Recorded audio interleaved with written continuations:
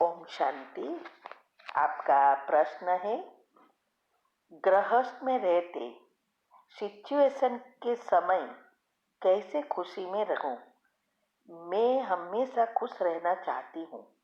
इसके बारे में बहुत सुना है कि अपनी खुशी खुद क्रिएट करो।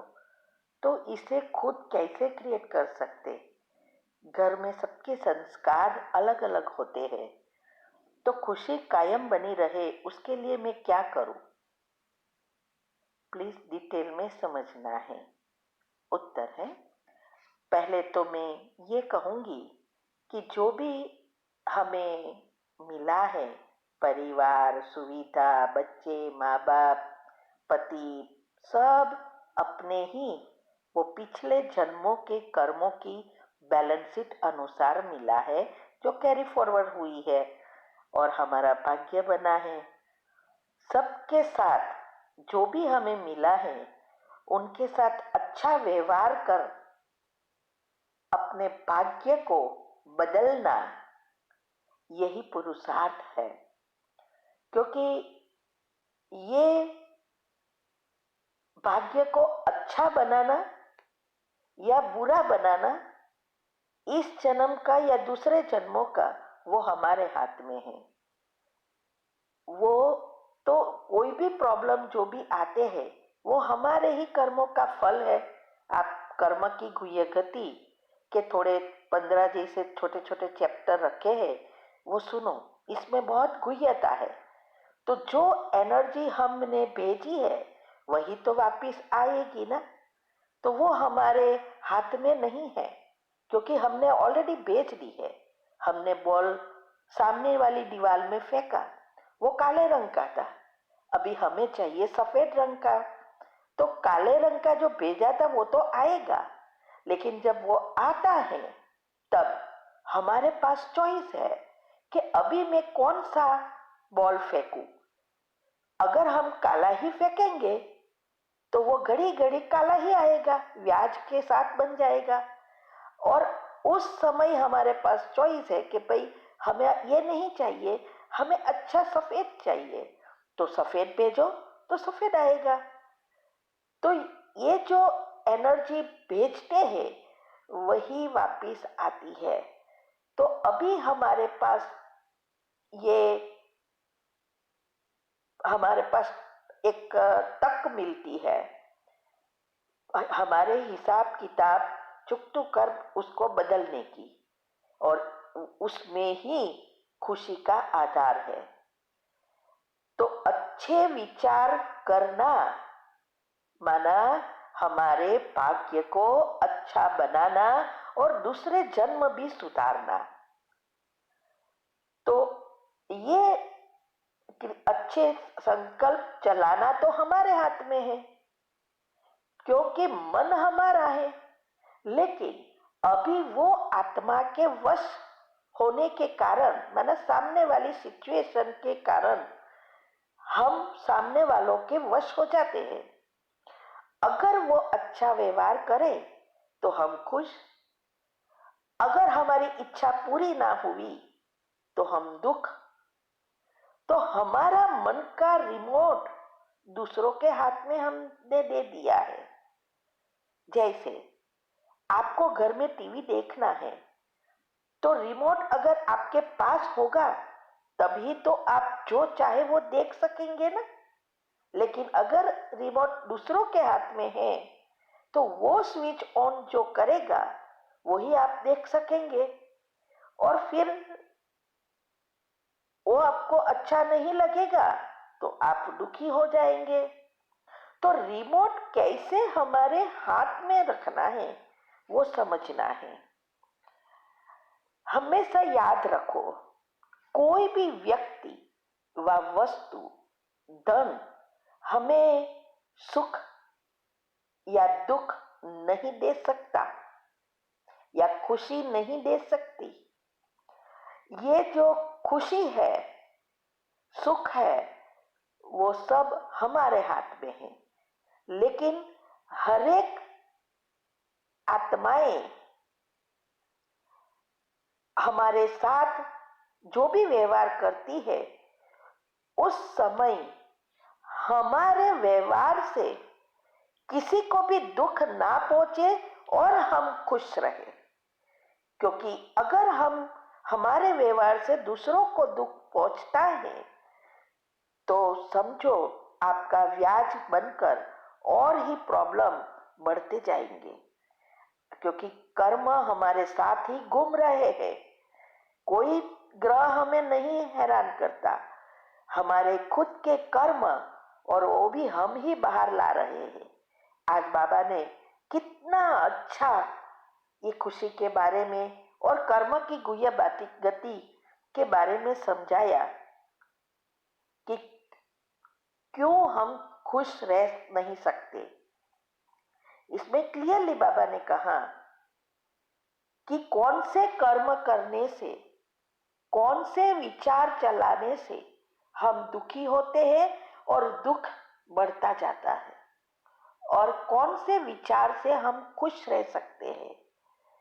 और ये भी बाबा ने कहा अगर आपके पास सब कुछ है और फिर भी खुशी नहीं है तो चेक करो कहाँ लीकेज है। और इसमें भी ये भी बताया कि ये भी चेक करो कि बाबा के बच्चे बनने के बाद किसी को दुख तो नहीं दिया है, या कोई ऐसे कर्म नहीं किए हैं जिससे पदम गुना बने, वो तो बहुत बड़ा व्याज चढ़ जाएगा। कितना अच्छा समझाया है। तो ये हम प्रैक्टिकल में नहीं करते हैं, फिर हम सोचते हैं ये होगा कि नहीं, ये हमें दुख दे रहा है, ये कर रहा है। याद रखो कि अभी हमारी कर्म की गति एक का एक नहीं है, कर्म का हिसाब एक का पदम गुना है, क्योंकि पुण्य भी पदम गुना है ना। तो ऐसा ना हो कि हम पुराने हिसाब किताब तो चुकतो नहीं किया है और नए बनाकर बाबा की डिस सर्विस की हो। तो अगर डिस सर्विस की है तो उसका बहुत कड़ा हिसाब चुकाना पड़ता है।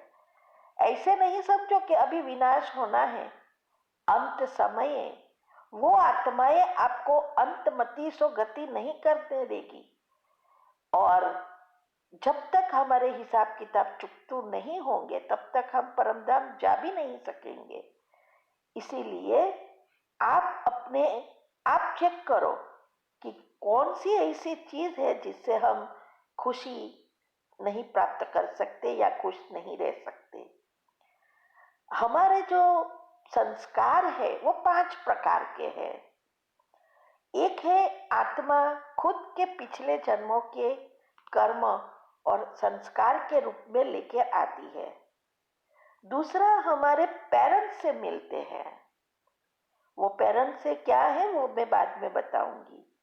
तीसरा स्कूल टीचर फ्रेंड्स वगैरह से मिलते हैं, और चौथा वातावरण से मिलता है, घर का वातावरण, संघ का वातावरण, स्कूल का वातावरण, उससे मिलता है। और 5वां है आत्मा के ओरिजिनल संस्कार।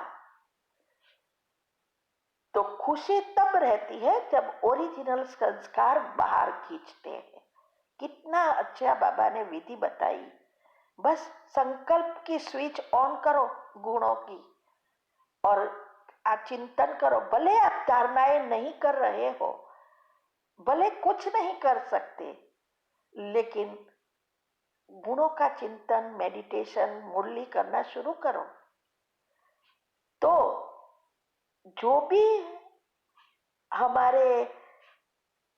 हमारा जो सॉफ्टवेयर बनता है इस सभी चीजों से, अभी वो सिचुएशन अनुसार बाहर आता है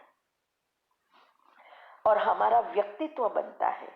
खास करके जो हमारे पिछले जन्म के संस्कार और गर्भ से लेकर 6 साल तक हमारे पेरेंट्स जो कुछ करते हैं, सोचते हैं, वो सब डायरेक्ट हमारे सबकॉन्शियस माइंड में चला जाता है, क्योंकि कॉन्शियस माइंड डेवलप नहीं हुआ है। इसीलिए सबकॉन्शियस माइंड खुला है। और वो कॉन्शियस माइंड 6 साल के बाद डेवलप होना शुरू होता है और धीरे धीरे वो बढ़ता है। तो जब बच्चा बड़ा होता है तो उसमें हार्मोन्स बदलते जाते हैं।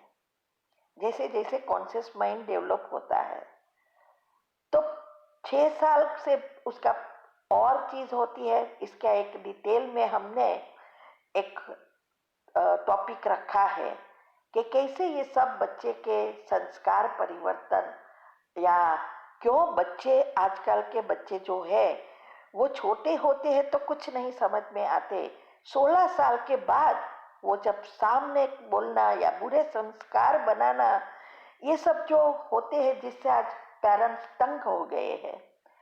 95 to 98% पीपल जो है उसको, सबको बच्चों का प्रॉब्लम है। कईयों का परसेंटेज कम है, कईयों का ज़्यादा है, लेकिन ये 16 साल के बाद, क्योंकि उसकी अलग अलग प्रकार की कॉन्शियस माइंड डेवलप करने से हार्मोन्स की उत्पत्ति होती है। 6 साल से फिर 11 साल, 11 से 13 और 13 से 16, 16 के बाद ही आपने जो कुछ अंदर भरा है वो बाहर आना शुरू होता है और वो सामने हमारे रिएक्ट करता है। अभी 6 साल के अंदर आपने जो कुछ किया है वो सब अंदर है, और जब वो दुनिया की गतिविधि में जाता है और उसका कॉन्शियस माइंड डेवलप भी हो रहा है तो वो कंफ्यूज होता है। घर की सिचुएशन देखकर वही चीज बाहर आना शुरू होती है और इसीलिए बच्चे बुरे संग की या नशे की आदतों में चले जाते हैं और हम दुखी दुखी हो जाते हैं। तो ये आज आप देखो तो घर घर में क्या है, हर एक घर का वातावरण चेक करो। पहले की प्रेगनेंसी से लेकर बच्चे छोटे होते थे तो क्या होता था, भले चीजें वस्तुएं नहीं मिलती थी फिर भी अच्छे थे बच्चे, एक परिवार में सब रहते थे। और आज आप चेक करो तो कैसे उसके संस्कार बनेंगे। फिर हम सोचते हैं क्यों बच्चा ऐसा हो गया है, क्यों बदलाव आ रहा है, उसका कारण हम ही है। तो ऐसे इसीलिए हमें चेक करना है। कहाँ ऐसा भी होता है कि हमारे ही संकल्प ऐसे चलते हैं जिससे हम दूसरों को भी दुखी कर रहे हैं, ऐसे व्यवहार कर रहे हैं और ब्याज बढ़ता जा रहा है। इसीलिए बच्चे जब से छोटे हैं, अगर तब से ही आप केयर करेंगे तो सारा घर की वातावरण फ्रीक्वेंसी हाई हो जाएगी। तो अगर हम हमारे जो संस्कार है जो भी बने हैं वो पिछले कर्म बाहर आते हैं, उनको परिवर्तन करना है। जब सिचुएशन आती है तो हमारे पास दो चॉइस है। तो परिवर्तन करने के लिए मन को सकारात्मक बनाना है। तो ये दो चॉइस जो है, एक वही बात को जो हो गई है, जो नहीं मिला है जीवन में, जो हमारी कोई सुनता नहीं है, वही चीजों का चिंतन करके ये सिचुएशन को फिर से और व्याज के साथ पाप कर्म को बाहर लाना और भाग्य को और ही बिगाड़ देना। और दूसरा है, जब सिचुएशन आती है तो हमारे पास चॉइस है उसको पुराने को खत्म कर देना और अच्छे विचार चलाकर हमें उसको परिवर्तन कर देना। उससे ही फिर 3 प्रकार के कर्म बन जाते हैं, सतो, रजो और तमो। कौन सा आप व्यवहार करते हो। तो इसके लिए बहुत जरूरी है, पॉजिटिव जितने आप होंगे उतना ये परिवर्तन कर सकेंगे। तो परिवर्तन करने के लिए मन को सकारात्मक बनाने के लिए हमें नेगेटिव एनर्जी को खत्म करना है। वो ऐसे तो ये नहीं है कि अंदर से निकाल दो, तो ऊपर से हमें अच्छे अच्छे आत्मा के जो ओरिजिनल बातें हैं, परमात्मा की बातें हैं, गुण हैं, उसको भरते रहना है। सुनकर समझना है, समझकर प्रैक्टिकल करना है। तो वो आत्मा के ओरिजिनल गुण और अच्छी अच्छी बातें, जो विधि हमने बहुत अच्छी विधियां बताई है और कितने हजारों अनुभव आए हैं अलग अलग चीजों में, योग के प्रयोग में उसको सफलता प्राप्त हुई है और कितनों का घर संसार सुधर गया है। जो करते हैं वो प्राप्त करते हैं। तो ये विधि भी बताई है और बताया कि चक्रों के जो ब्लॉकेजेस है, जो एनर्जी लेयर्स है, अभी नेगेटिव है, उसको पॉजिटिव बना सकते हैं, जिससे हमारी पॉजिटिविटी नेचुरल हो जाती है। योग से संचित कर्म भस्म हो जाएंगे, आत्मा में शक्ति भरेगी और सारी इंद्रिया और मन बुद्धि भी हमारे आत्मा के हाथ में आ जाएगा।